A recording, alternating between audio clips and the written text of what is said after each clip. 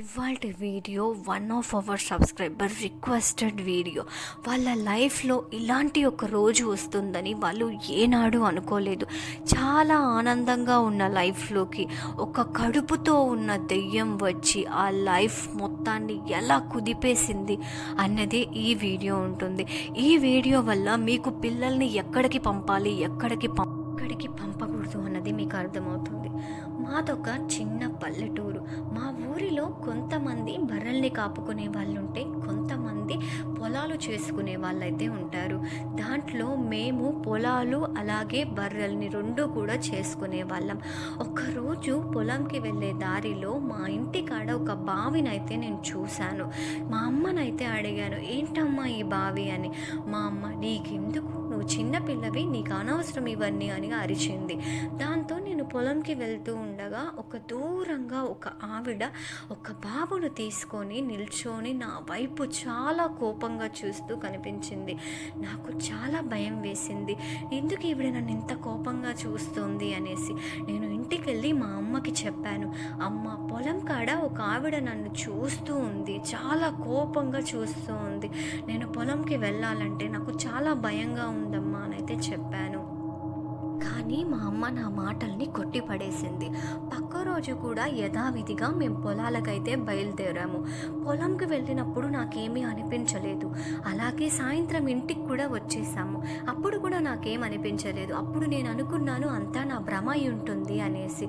కానీ ఆ రోజు రాత్రి చీకటి పడిన తర్వాత మా బర్రె అన్నది ఒకటి కనపడకుండా వెళ్ళిపోయింది. నాకు చాలా భయం వేసింది. మా అమ్మ నన్ను ఎక్కడ కొడుతుంది అనేసి ఆ బర్రెను వెతుక్కుంటూ నేను కూడా వెళ్ళాలి అని చెప్పి ఆ బర్రెని వెనకాలే నేను కూడా వెళ్తూ ఉన్నాను. కానీ ఆ రోజు ఆ బర్రె వెనకాల వెళ్ళడమే నాకు ఒక పెద్ద శాపం అయింది.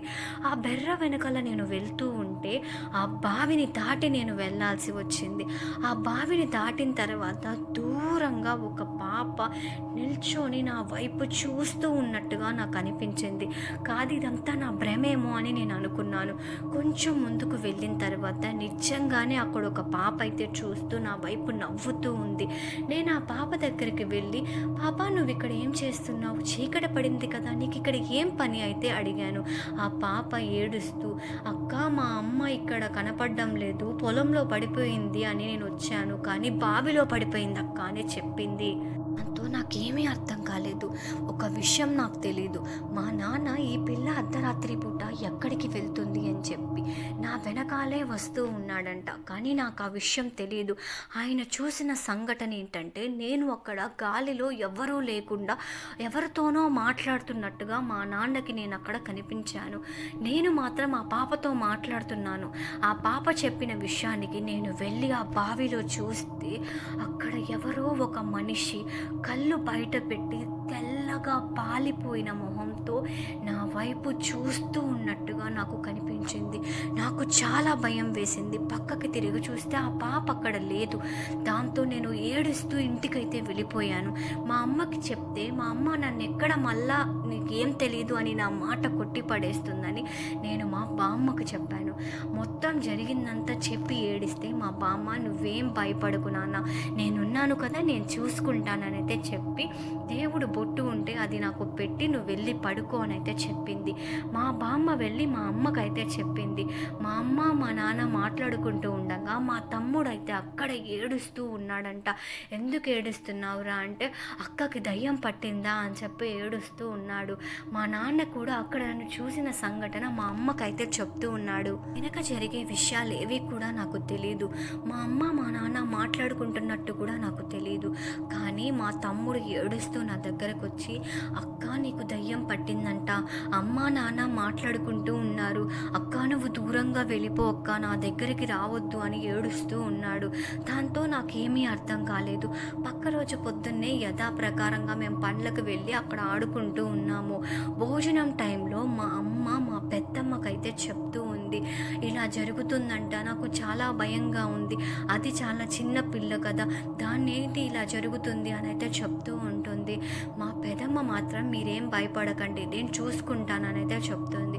ఆ రోజు కూడా పొలంకి వెళ్ళేటప్పుడు దూరంగా ఒక పాప నా వైపే చూసి నవ్వుతున్నట్టుగా నాకు అనిపించింది. కానీ నేను ఆ పాప దగ్గరికి వెళ్ళలేదు. ఎందుకు అంటే ముందు రోజు జరిగిన సంఘటన నన్ను చాలా భయపెట్టింది. అందువల్ల నేను ఆ పాప దగ్గరికి వెళ్ళకుండా ఆ పాపని చూస్తూ పక్క నుంచి అయితే వెళ్ళిపోయాను. అదే రోజు రాత్రి నేను పడుకొని నిద్రపోతూ ఉండగా నా పక్కన ఏదో ఒక పెద్ద ఆకారం కూర్చున్నట్టుగా మా అమ్మకి కనిపించిందంట. మా అమ్మకి చాలా భయం వేసి, ఇది చిన్నదైతే కాదు, ఏదో పెద్ద విషయమే జరుగుతుంది అని ఆమెకు అనిపించింది. అదే రోజు రాత్రి మా అమ్మకి ఒక పెద్ద కల వచ్చిందంట. ఆ కల మొత్తం కూడా ఏదో ఒక వ్యక్తి నన్ను తరుముతున్నట్టుగా, కడుపుతో ఉన్న వ్యక్తి నన్ను తరుముతున్నట్టుగా అనిపించిందంట. మా అమ్మకి ఏం చేయాలో అర్థం కాక మా ఊర్లో ఉన్న పంతులు గారికి ఫోన్ చేసి మాట్లాడింది. ఎత్తంగానే, అమ్మ మీరు పలానా ఊరి నుంచి ఫోన్ చేస్తున్నారని నాకు అర్థమవుతుంది, మీ పాప పరిస్థితి అస్సలు బాగలేదు అని అయితే చెప్పాడు. దాంతో మా అమ్మకి కంగారు ఎక్కువైపోయి, ఏమంటున్నారు పంతులు గారు, నేనెవరో మీకు తెలుసా, నేను ఎందుకు ఫోన్ చేశానో మీకు తెలుసా అని అయితే అడిగింది. దాంతో పంతులు గారు చెప్పారట, మీ పాపని పట్టింది మామూలు దయ్యం కాదు, అది ఒక రక్త పిశాచి, అది కడుపుతో ఉండగా ఆ బావిలో దూకి చనిపోయింది.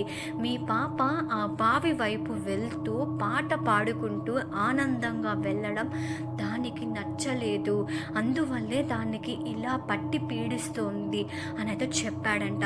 దాంతో మా అమ్మకి చాలా కంగారు ఎక్కువైపోయి, ప్లీజ్ పంతులు గారు ఎలాగైనా మా పాపని కాపాడండి అని అయితే అడిగిందంట. సో దాంతో ఆ పంతులు గారు అయితే, మీరేం భయపడొద్దు, నేను వస్తాను మీ ఇంటి దగ్గరికి అని చెప్పి వచ్చి ఒక పూజ చేస్తూ ఉంటాడు. ఆ పూజ చేస్తూ ఉండగా ఆయన్ని ఆ పూజ ఆపడానికి చాలా అడ్డంకులే వస్తాయి. కానీ ఆయన ఏదీ కూడా పట్టించుకోకుండా ఆ పూజ చేస్తూ ఉండగా దూరం నుంచి ఒక అమ్మాయి ఒక బాబును తీసుకొని కోపంగా పంతులు గారి వైపు చూస్తూ ఉందంట. ఆ రూపం మా అమ్మకి, మా నాన్నకి, అందరికీ కూడా కనపడుతుంది. పంతులు గారు, ఎందుకు వచ్చావు నువ్వు ఎందుకు ఈ పాపని పట్టి పీడిస్తున్నావు అని అయితే అడగడంతో అది చెప్పిన మాటలకి మా అమ్మ వాళ్ళకైతే చాలా భయం వేసింది. నేను 8 నెలల గర్భవతిని. నన్ను ఆ రోజు మా ఆయన కొట్టి ఆ బావి దగ్గర తీసుకొచ్చి పడేశాడు. కానీ నాకు మా ఆయన మీద కోపంతో ఆ బావిలో నేను దూకాలని దూకలేదు. కానీ ఒక రాయి వల్ల నేను స్లిప్ అయ్యి ఆ బావిలో పడిపోయాను. పడిపోవడంతో నేను అక్కడనే మరణించాను. కానీ ఆ బావి సైడ్ నుంచి వెళ్ళిన ప్రతిసారి కూడా ఈ పాప ఆనందంగా డ్యాన్సులు వేసుకుంటూ పాట పాడుకుంటూ వెళ్తుంది. ఒకవేళ నాకు పుట్టుంటే ఈ మాత్రం పాప ఉండేది. అందువల్ల నేను ఈ పాపను తీసుకెళ్ళి నేను చాలా బాగా చూసుకుంటాను, నాతో పాటు ఈ పాపను తీసుకెళ్తానని అయితే చెప్పింది. దాంతో భయం పడి ఆ పంతులు గారైతే దీన్ని బంధించాలని చాలా వరకు ప్రయత్నించాడు. కానీ ఆ దయ్యము నాలో దూరి నేను మేడ మీదకెక్కి అక్కడి నుంచి దూకేలా చేసింది. అక్కడి నుంచి దూకిన తర్వాత నా కాళ్ళు చేతులైతే విరిగిపోయాయి. దాంతో నేను ఇప్పటికీ కూడా నడవలేని పరిస్థితిలో ఉన్నాను. ఆ దయ్యాన్ని మాత్రం ఆ పంతులు గారు ఆ రోజు రాత్రి నేను దూకేసిన తర్వాత ఆ దయ్యాన్ని అయితే పట్టుకున్నారు.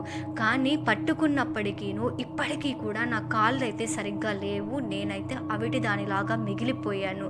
ఆ దయ్యం వదిలిన తర్వాత కూడా నాకు మాత్రం ఆ భయం అన్నదైతే పోలేదు.